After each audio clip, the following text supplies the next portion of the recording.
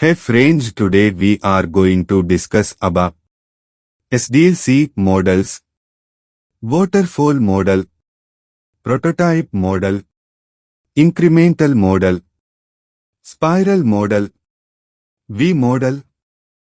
Welcome to my channel ganisoftwaretester. Let's get into the video. What is SDLC? SDLC stands for Software Development Life Cycle.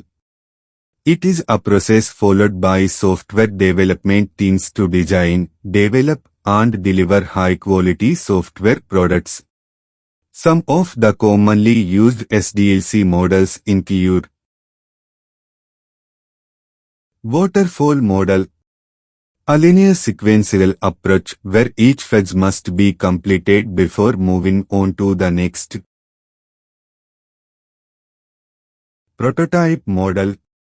The prototype model is an iterative and incremental approach to software development where a working model of the software is developed and tested, and then refined based on feedback from stakeholders. The key idea behind this model is to create a working version of the software as soon as possible and then refine it based on user feedback. Incremental model. The incremental model is a software development life cycle (SDLC) model that divides a software project into several smaller parts or increments that can be developed and delivered individually. Spiral model.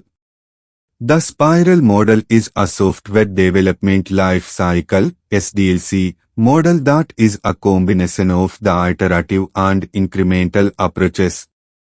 It is a risk-driven process that combines elements of the waterfall model and the prototyping model. V model.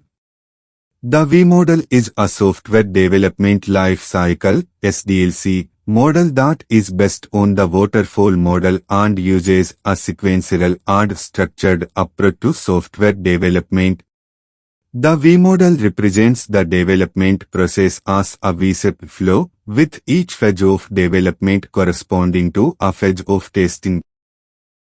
Thanks for watching. Please subscribe, like, share, comment. Please support my channel.